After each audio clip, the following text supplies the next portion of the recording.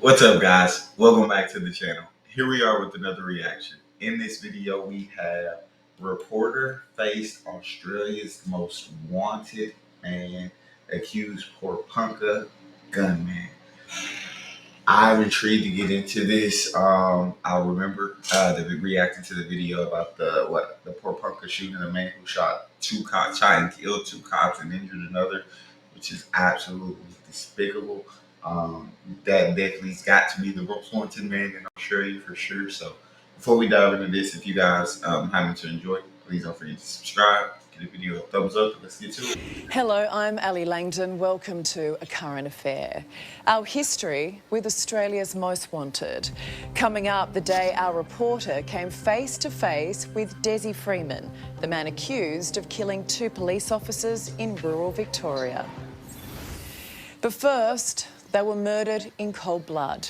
Victoria's Police Chief Commissioner speaking about the 59-year-old detective and 35-year-old senior constable who lost their lives today in rural Victoria. A third detective is undergoing surgery. He's going to be okay. The suspect for this horrific event is still at large. We believe he is armed. We have deployed every specialist resource into this area to locate him. It is our priority. Our priority is to arrest him, to ensure that he's held to account for the actions, but also very much to bring safety and security to this community. Well, almost 9 hours into the search for Desi Freeman, and as we just heard, every possible resource is being thrown at hunting him down. So how has the alleged gunman, who's believed to have his wife and children with him, stayed hidden so far? Locals have their theories, and Brendan Crew is in Porepunkah tonight. Brendan, what are you hearing? Well, Ali, we're hearing that he may have been expecting this. We've spoken to some locals here who've known him for years and say he's lived in the area for years and knows it like the back of his hand. He knows how to survive in the bush and he knows what to do out there. We're hearing he may even have a bunker or a safe space set up because he's expecting the law enforcement to come after him at some point. That's how deep his mind goes with his conspiracy theories. So, Brendan, I know you spoke to Freeman's neighbour this afternoon who says he's been spiralling these past few years.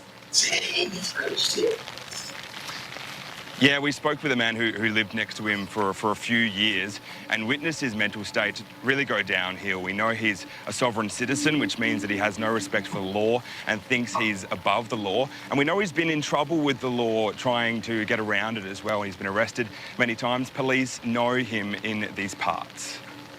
And look, we just heard from police. This is the first time we've heard from them in the past hour. And to listen to them, Brendan, they are broken because I think this is always in the back of their minds when they go to work each day.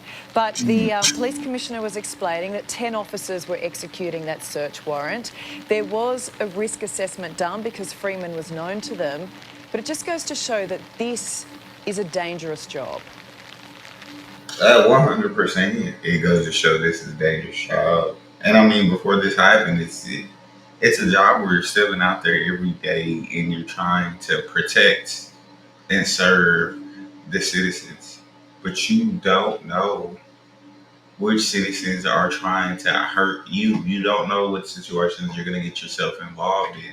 You don't know. And so when a situation like this occurs, it does remind you how dangerous this job is.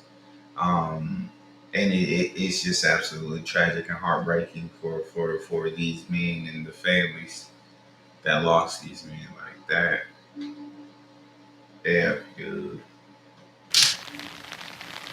Yeah, it is. I mean, we've spoken to some police officers here and you can see they're broken, you can see they're hurting, but you sort of have to park that and put it to one side because they've got a job to do as well. They have to protect this town of 1,000 people, which is usually thriving. Everyone knows everyone, but at the moment it's a ghost town and everyone's living in a bit of fear. We've spoken to some people here who are terrified. They're locking up their houses tonight knowing that there's an active gunman out there. Devastating. Yeah. For a small community like this, it's devastating. And we've lost two innocent coppers. Heart goes out to the police officers' families. It's terrible. Everyone would know each other out here, so Yeah. it's awful. It's a pretty rough country out there, isn't it? Up in here it is, yes. Very rough. You'd have to know what you're doing. And he does. Yeah. Well, he's been living up there for a long time. Yeah. That's crazy. It just ain't to think about it. Like, yeah, like how hard it would be to find somebody in the outback, bro, like in the bush. So much land. How do you do it? But I do feel bad for that man's family having to be on the run with him for the crime that he committed. Like, I'm sure they don't want to be on the run. Impossible. Yeah. There's nowhere to hide. Yeah, Brenton, it is looking like a long night ahead. You can only imagine how those locals are feeling, the fact that you've effectively got a town in lockdown. Let's hope that they find him before anyone else is hurt. Thanks for that. Well, a current affair has history with Desi Freeman, the man police are still searching for tonight.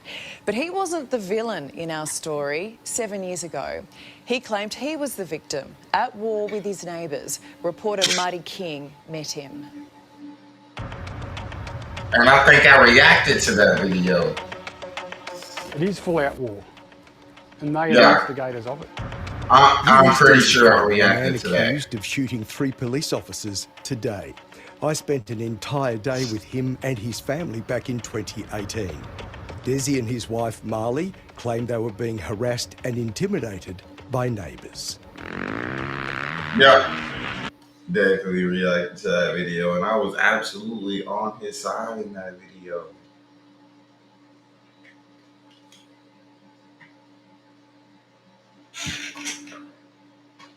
I thought I heard my son. I'm sorry.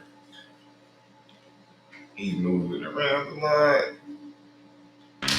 The family told me this was their little piece of heaven. Perfect paradise, and it's so peaceful. But they claimed it was paradise lost because of behaviour like this. These dirt bike ferals move here, and they think it's the Wild West. That day, Desi Freeman seemed genuine. He seemed genuinely upset. A man protecting and defending his family. Well, that was the appearance. But I do recall that day, he seemed very obsessive, the sort of man who would talk at you and not to you. All we wanted is peace. That's all we wanted, peace. Marley was a music teacher. Locals said she was renowned for her talent and peaceful nature. What did you think could happen or might happen? Oh, anything could happen. It's the fear of the unknown. That was your fear? Yes, that was my fear. After spending that Saturday with Desi, his wife and 2 young sons, I left with 3 thoughts on my mind. He said, they said, and what really happened. We spoke to the neighbours back in 2018, but they didn't want to tell their side of the story. Can you ask your wife to let you talk? Since then, Desi Freeman has had run-ins with police. What's your name? What's your name? Desi Freeman. We now know that Freeman identifies as a sovereign citizen. I arrest you for acting oppressively and when interested and perverting the course of justice. This was Freeman in a Victorian country court in 2021. Take note that the magistrate is under arrest for serious crimes committed against me. We also know that 10 police went to Freeman's property this morning to execute warrants.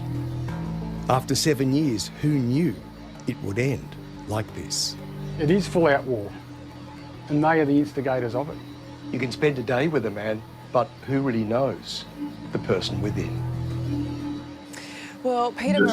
I mean, that's facts. You can spend a life with somebody and still not truly know who they are on the inside if they're that good at hiding it.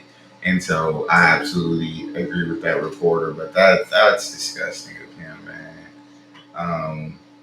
And so now he got me thinking that I choose the wrong side with her because the way the current affair portrayed it, the neighbors were really as bad as he was saying they was. Right? Were they? I don't know. Maroney is a retired detective who served in the New South Wales Police Force for almost 20 years. Really appreciate you coming in tonight, Peter. We are all feeling this, but every single person who puts on that uniform is really hurting right now. Yeah, look, they will be, and it doesn't matter if we're talking police in particular. I think you'll talk law enforcement, first responders across the board. Look, as you said in your introduction, it's a job they'll sign up to knowing there's that risk, but they'll still go forward and do that anyway. But the real reason they'll do it is to help. They want to help the victims. They want to help those people that can't help themselves.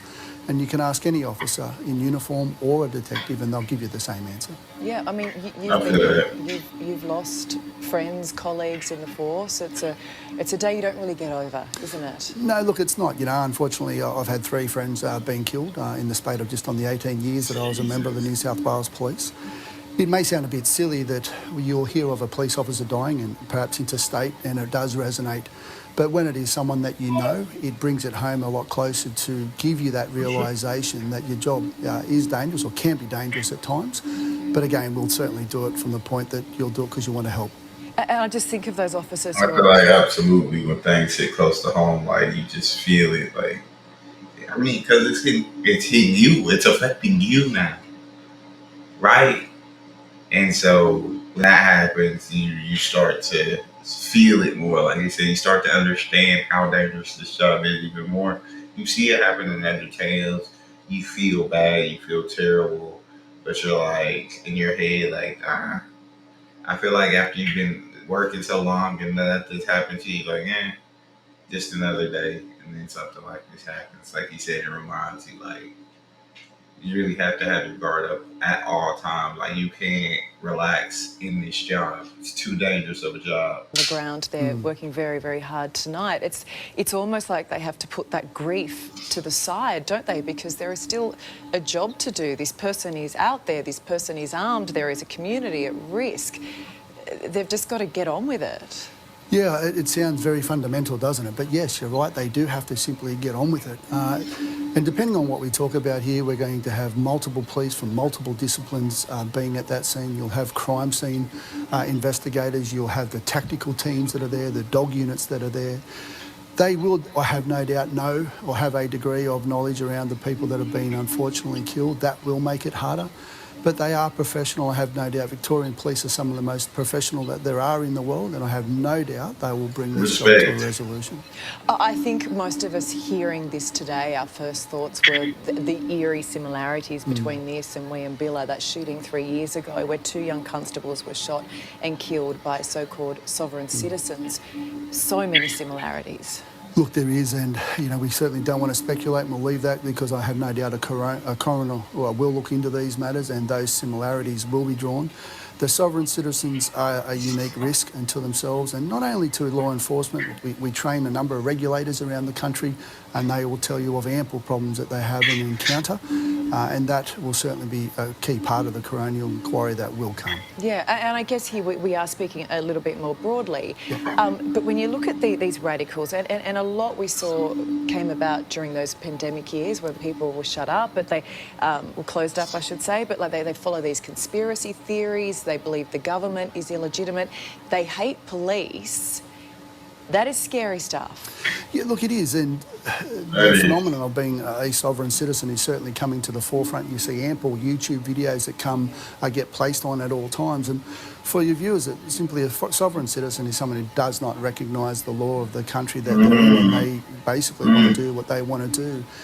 When you have someone who has no regard for the laws of the country and who will operate under their steam, that creates a significant risk not only to law enforcement, anyone who is a government-based representative, nurses, doctors, regulatory officers that are around the country, but they will create a risk to the public in due course, that's without a doubt. Yeah, I mean, I think there is no other... I feel like I completely agree. And I feel like, I've always said, like, if I had to choose, like, I lean towards pro-immigration.